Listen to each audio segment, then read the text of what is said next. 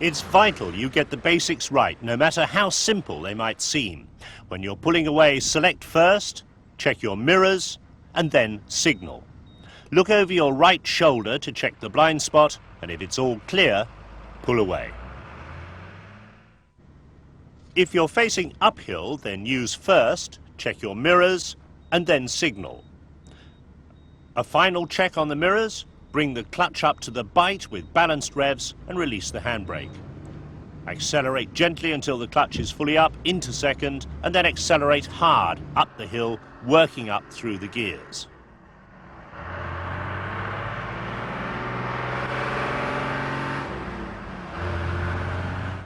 Pulling away downhill, select second or even third. Keep your foot on the foot brake, handbrake off, check the mirrors, signal on, check that blind spot, take the bite up on the clutch, and then coordinate the clutch with the foot brake and gently accelerate down the hill.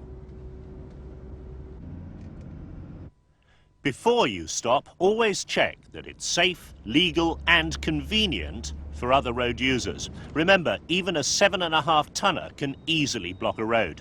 Check your mirrors, signal if necessary, and carry on checking your mirrors as you slow down for traffic behind you. Use your near side mirror to check how far away you are from the curb, then it's handbrake on, into neutral, and cancel that signal. Keep a constant check on your mirrors all the time. Practice this in your own car by concentrating more on the wing mirrors.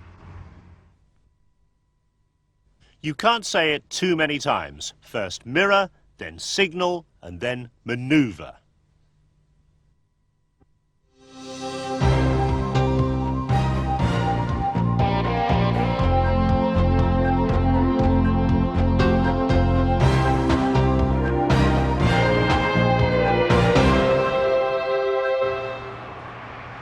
You should always be driving a large goods vehicle, never just coasting along. If you coast, there's no drive on the axle and you're not in full control of the vehicle.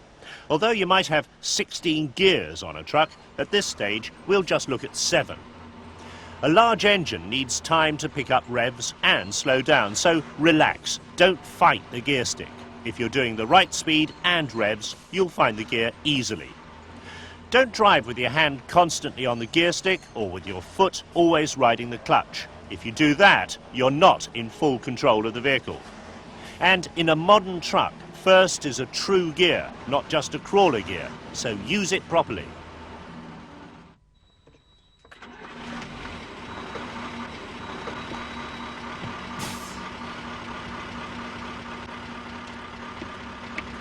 When you're changing up, you need to give a slight delay for the revs to drop before you go into the next gear. It makes for a smoother change.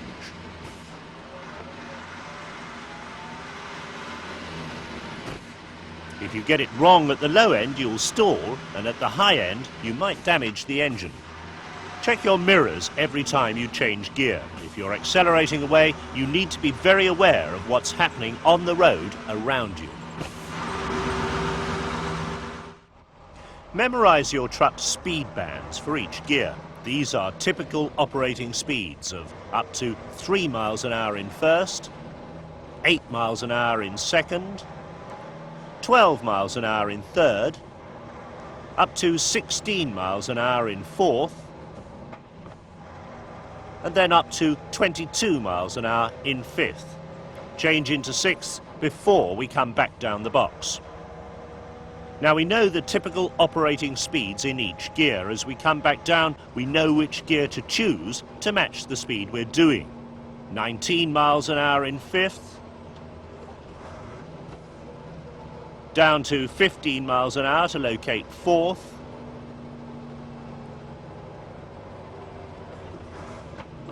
$10 miles an hour for third gear,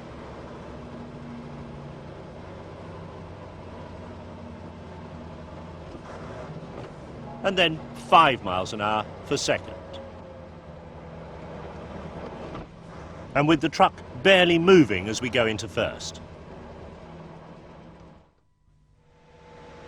Here, as the driver gets near the top of the hill, he changes up too soon, and there's a real danger of the truck stalling.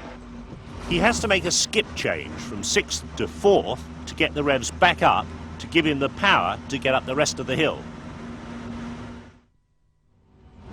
When you're changing down, you'll often use skip changes to match your gear to the speed band. Rev up slightly before you engage the lower gear. Takes practice, but it's much smoother. Changing gear is a lot slower in a truck than in a car, and more so when the truck's fully loaded. When you're slowing down like this, always brake first to get down to the right speed and then change gear.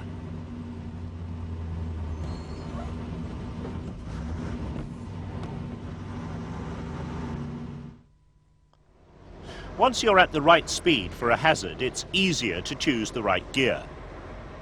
You have to be able to change gear under pressure, so the more you practice, the better, in a truck or in your own car.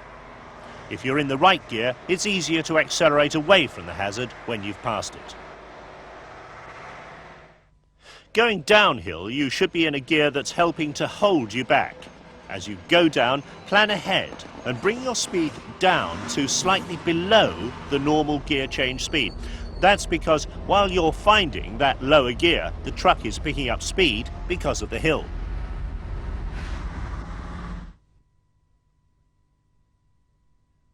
Always brake before you change down. Get yourself into the right gear at the right time and know your speed bands.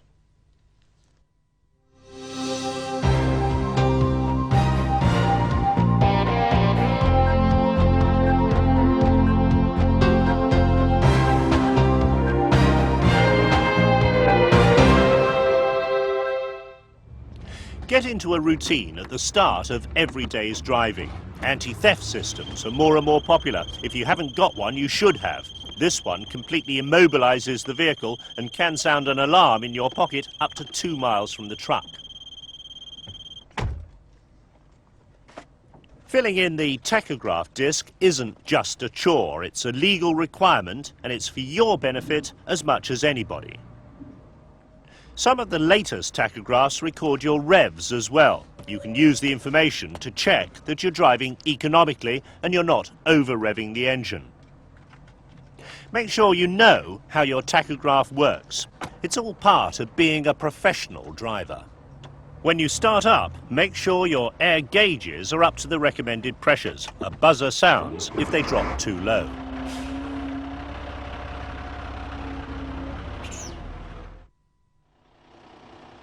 Establishing a routine applies to coupling up as well. Reverse just short of the trailer and then get out and check the trailer is high enough to back the unit underneath and that the trailer brake is still on.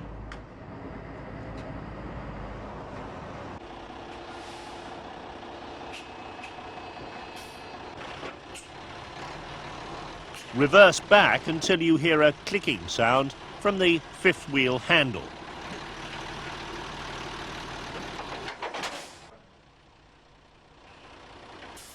Tug forward a couple of times in a low gear to make sure it's coupled.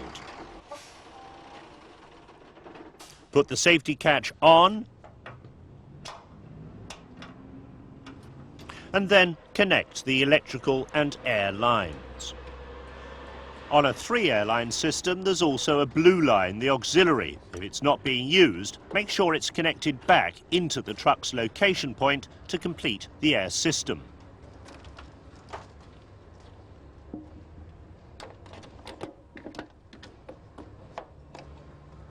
The yellow airline is the service line for the trailer brakes. The red line is the emergency line. Twist the coupling until you get a good fit.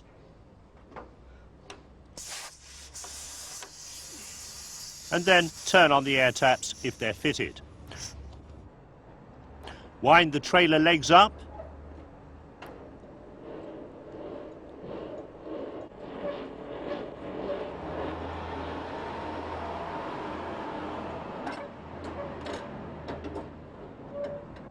and stow away the handle. Turn the trailer brake off and make sure you've got the right number plate fitted. Check all the lights for damage.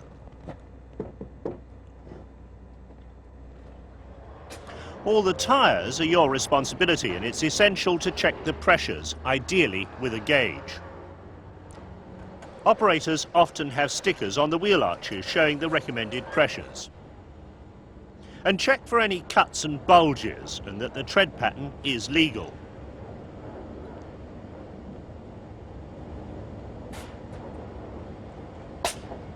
Replacing the valve cap keeps the valve clean and in good working order. Also check the wheel nuts to make sure none are loose or damaged.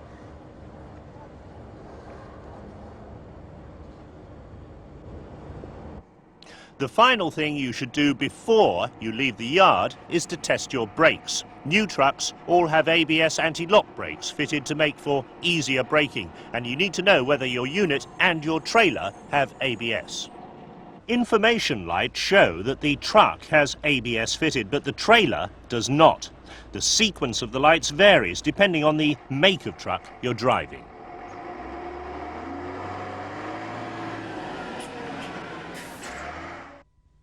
Generally, when you're driving, you should be in the centre of your lane, except on a very wide road when you should position yourself a few feet from the curb. On narrow roads, that may reduce to just a few inches. Remember, your size can cause problems for other road users. Cyclists need at least 6 feet clearance, otherwise the wind turbulence from the side of the truck might blow them over. There's still room to pass here without crossing the solid white line. Watch them in your mirror as you complete the manoeuvre. But on a narrower road, you must hold back until you're sure it's safe to pass without endangering other road users.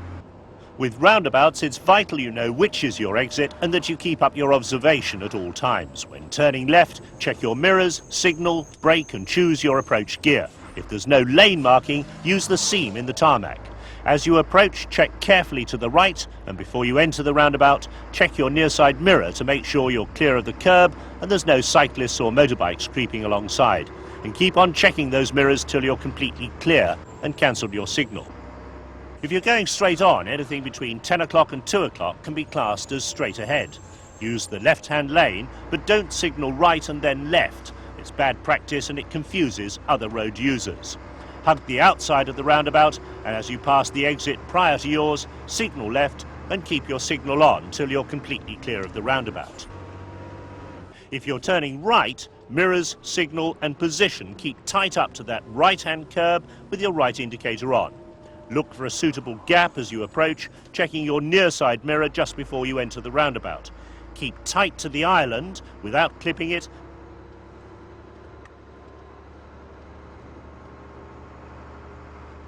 and then signal left just as you pass the exit prior to the one you want.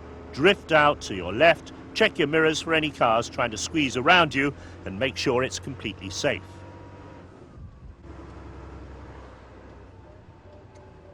On a tight roundabout, check the near side mirror just before entering it, use the whole width of the roundabout if necessary, and check that nobody else is going to pull in front of you. Check continually in both mirrors and use both lanes of the narrow exit road to prevent you from hitting the curb with the trailer.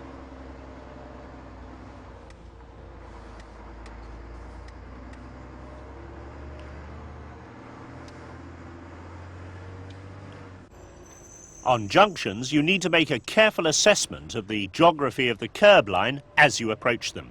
Move out to the white line, see if the side road is clear, and then curve the unit round. Moving out to the white line will help to prevent you from clipping the curb and damaging the tyres.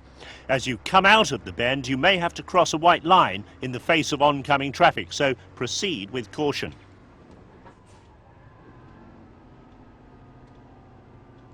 When you move out to the white line, be very careful nothing's coming up on the inside of you. Your trailer wheels should be reasonably tight to the corner as you move round.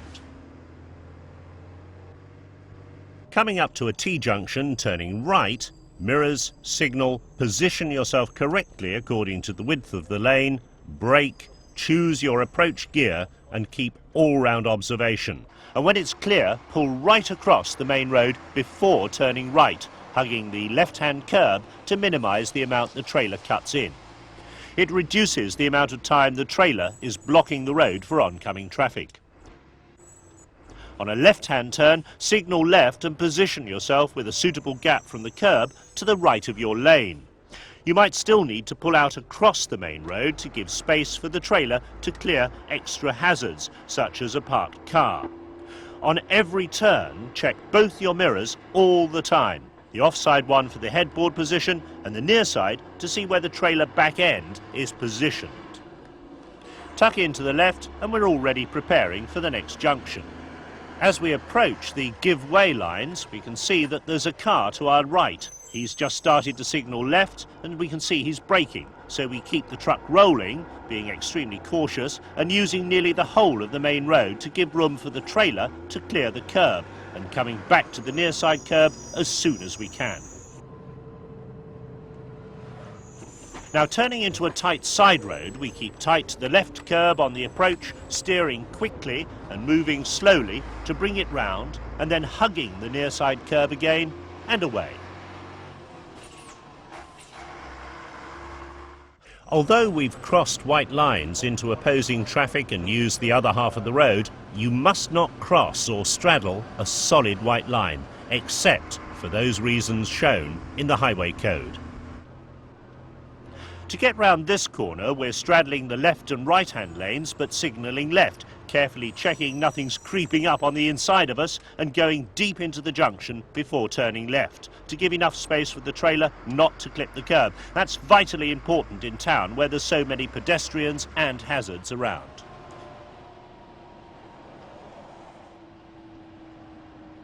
At any junction, assess as early as you can what's going on in front and behind you. Make sure you have enough space to go forward, not just for the cab, but for the trailer. And remember that a truck has much less acceleration than you might be used to in your own car. You need more time and space to complete a manoeuvre. However, you can still use your own car to practice basic positioning on the road.